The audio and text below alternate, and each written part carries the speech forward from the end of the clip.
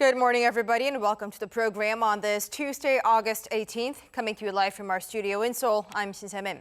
And before we get started, these are the stories we're following at the top of the hour. An alarming spike in COVID-19 over the long weekend in South Korea, with at least 100 daily new cases in the past 4 days. With the sudden surge in COVID-19, local authorities are considering raising the social distancing guidelines to level 3, the highest level there is. South Korea and the U.S. hold their annual round of joint military exercises for 10 days starting today. It's a downsized drill this year over concerns of fresh COVID-19 cases. The Democratic National Convention kicks off in Delaware, and it's the first ever to be held online. Michelle Obama and Bernie Sanders will headline the first batch of speakers as the Democratic contender Joe Biden plans to accept party's nomination on Thursday. Our top story this morning. Major cluster infections of COVID-19 hit the capital of Seoul and the surrounding areas. Now, the country is dealing with the biggest daily surge in coronavirus cases in months, and authorities are sharply tightening their measures. And Prime Minister Chung Se-kyun earlier this morning warns now is the most critical period in the fight against the virus. Our Kim Do-yeon with more. For 4 days straight now, new COVID-19 cases have been in triple digits in South Korea, the majority of them popping up in Seoul and the surrounding Gyeonggi-do province. As a result, the government has formed an emergency response unit for the capital area. The unit will work to contain secondary spread throughout the area. They have divided the region into 13 sectors, and 45 teams with 190 members in total have been assigned to various roles. In addition, health authorities will bring more hospital beds into the area in case beds start running low due to the rising number of cases. We consider the current situation the early stage of a big spread. If we don't contain it now, we're in an emergency situation where the increase could spiral out of control. It could wreak havoc on our medical system and cause huge economic damage. The new cases are mostly linked with clusters from churches. Infections linked to the Sarangjeil Church in northern Seoul have topped 300, and those linked to the Urijeil Church in Yongin have surpassed 120. The authorities say churches that do not abide by quarantine rules and refuse to cooperate with tracing efforts will be dealt with aggressively. In addition, clusters at a police station and a coffee shop are under close scrutiny. In Seoul, Gyeonggi-do province, and the city of Busan, schools will have to close yet again. With the first day of the semester due to start nationwide, many were expecting them to return to a degree of normalcy as the number of new cases have been slowing down. However, the recent surge and the elevation of the social distancing level from level 1 to level 2 means those plans are on ice for the time being. Kim Do-yeon, Arirang News.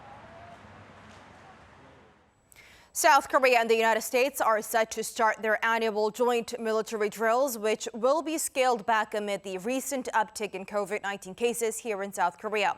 Now, this year's exercises are scheduled to run from this Tuesday through August 28th.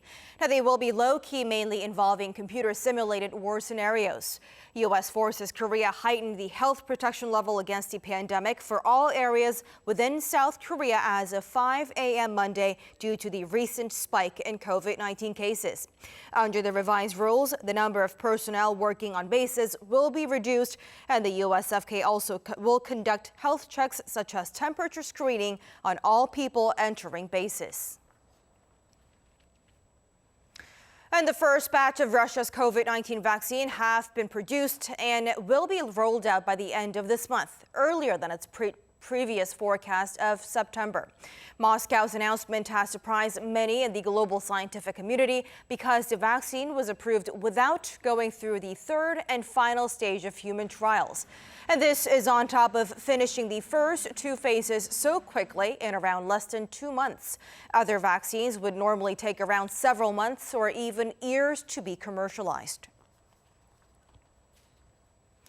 And North Korea will be holding a plenary Central Committee meeting of its Workers' Party on Wednesday. The North's state-run Korean Central News Agency said this morning that the meeting will be held to discuss and decide on an issue of crucial significance in developing the Korean Revolution and increasing the efficiency of the party. Details of the meeting's agenda were not provided, but it is possible there could be a restructuring of the Central Committee as this meeting comes after North Korean leader Kim Jong-un decided to launch a new department within the committee earlier this month. The regime could also come up with measures to overcome the extra economic hardships brought on by COVID-19 and the recent flooding. The Democratic National Convention kicks off in about now with an event unlike any other as the COVID-19 pandemic forced Democrats to scrap their planned in-person convention in Wisconsin. Instead, speakers will deliver their speeches from locations across the U.S. on a virtual platform. Our Lee Seung-jae explains. The four-night Democratic National Convention kicks off on Monday local time. However, the COVID-19 pandemic has forced Democrats to scrap their planned in-person Milwaukee convention, instead holding the event virtually. This means speakers will deliver speeches from across the U.S. and without the crowds that are typically seen at these events. The unprecedented convention will focus on the theme of unity.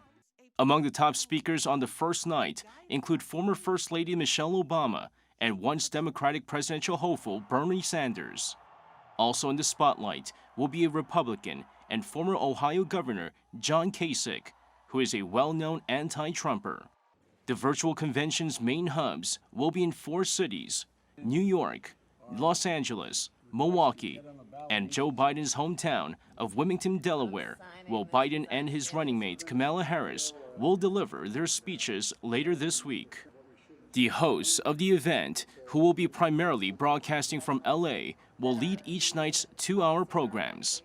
A production truck in Wilmington will monitor hundreds of live feeds from across the nation in an effort to build excitement and add reactions to the broadcasts. Watchers say that if the Democrats can keep viewers engaged throughout the 4-day event, it could change the way conventions are held moving forward. Lee Seung-jae, Arirang News. The U.S. Department of Commerce has issued updates to a list of rules designed to restrict Huawei's access to U.S. technology. Now, these restrictions look to address loopholes the Chinese tech giant had used to do business with third parties designing chips based on tech from the U.S. Huawei has yet to comment, but the Chinese company has consistently denied allegations of spying and having direct ties to the Chinese Communist Party. And Belarus's embattled president says he would be willing to share power and change the constitution, but won't do so while he's under pressure from protest. Alexander Lukashenko, a man labeled by some as the last dictator in Europe, made the comments on Monday, saying work was already underway on possible changes to the constitution that could redistribute power. Now, his remarks come as large-scale protests continue against the results of the presidential election that extended Lukashenko's 26-year rule. The main opposition party claims that the result that gave him more than 80% of the votes were rigged. EU leaders will also be holding an emergency meeting on Wednesday to discuss their response, which could include sanctions. And back here in Asia, Japanese Prime Minister Shinzo Abe, at the age of 65, reportedly underwent his second medical checkup in just 2 months on Monday, amid continued speculation about his health conditions. While his office refrained from making a public statement, sources say he has been suffering from fatigue as Japan struggles to get a handle on the COVID-19 pandemic. Our Kim Hyo-sun reports. Japanese Prime Minister Shinzo Abe had a medical checkup Monday that lasted for more than 7 hours amid a frenzy of speculation about his health.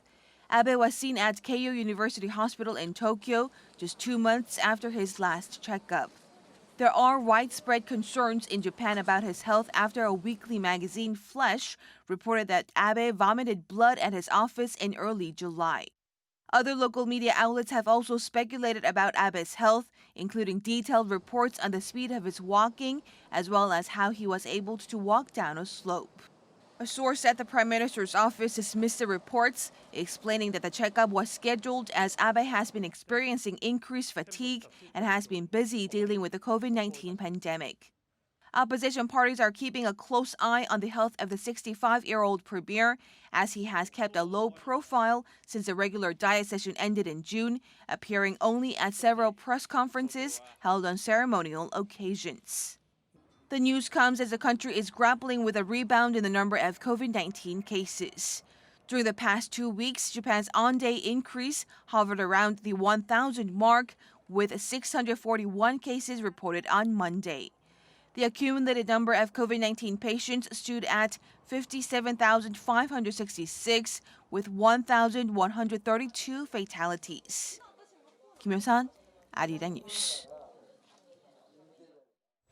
IBM has unveiled a new processor chip for enterprise hybrid cloud computing, which will be manufactured by South Korea's Samsung Electronics.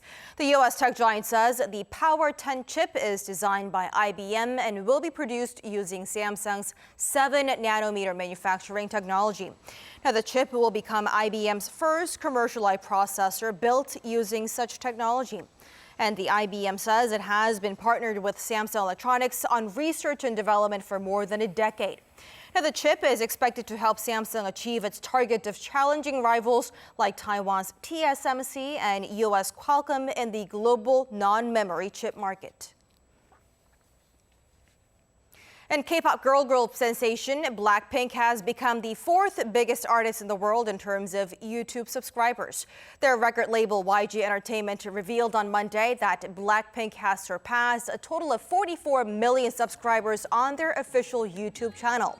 Since the group released their latest hit, called the How You Like That, on June 24th, their channel has been growing by 100,000 subscribers a day, surpassing pop artists like Eminem and Ariana Grande. Blackpink still trails Ed Sheeran, DJ Marshmello, and Justin Bieber, who continues to be the #1 subscribed pop star in the world. The COVID-19 pandemic is changing how we watch movies. Outdoor cinemas and home movie theaters have become the new normal for those who want to enjoy movies safe from the virus. Our Peunji tells us more. Crowds gather at an outdoor movie theater. A large screen of 12 meters by 23 meters plays the latest movie, Invasion 2020. 300 people were invited to the event, equipped with hand sanitizers and even plastic gloves for safety. It feels much safer watching a movie outdoors than in enclosed spaces. Others have turned their living rooms into theaters. This woman in her 20s has set up a beam projector and a Bluetooth speaker to watch movies and dramas. The display and sound quality are lacking, but it's safer than the cinema. As more people are interested in making home theaters, sales of big screen TVs and sound systems are on the rise. Putting together a surround sound system with 5 speakers can recreate the feeling of an actual movie theater. Consumers buying 75-inch and 85-inch TVs also like to purchase home theater products, and these went up by about 30% after the COVID-19 outbreak. With more movie enthusiasts wanting a safe and secure personal space, it seems the home theater trend will be around for a while. Peunji, Arirang News.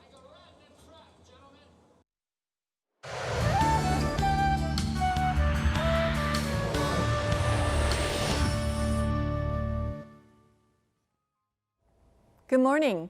We have intense heat that the nation is enduring. Heat wave warnings are in place across much of the country, and daily highs will be 2 to 4 degrees higher than yesterday in much of the country, easily surpassing 35 degrees in southern provinces and on the east coast as well. And what's more, burning sunshine will boost UV rays to very high levels in most parts, so don't forget your sunblock. So it's going to be unbearably hot with our face mask on.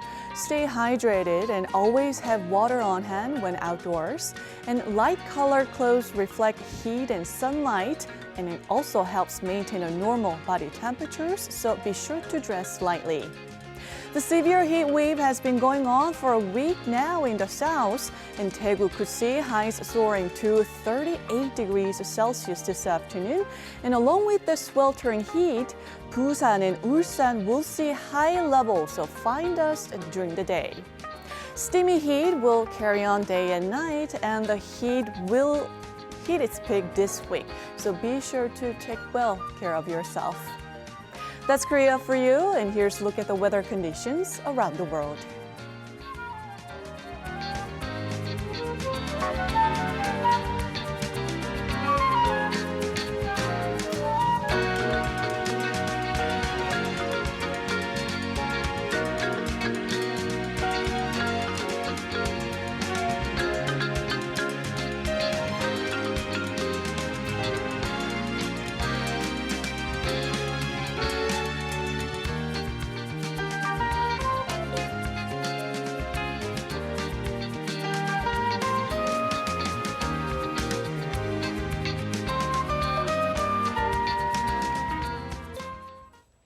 And before we go, I just want to give you the latest updates on the coronavirus situation here in South Korea. Local health authorities have said moments ago that a total of 246 new cases were reported on Monday alone, of which 235 of them being local transmission.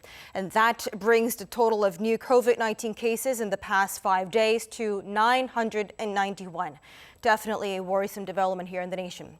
And that's a wrap for us at this hour on Arirang News, but we'll be back with more of the day's headlines coming up in our later newscast, so stick around. Thanks for watching and goodbye.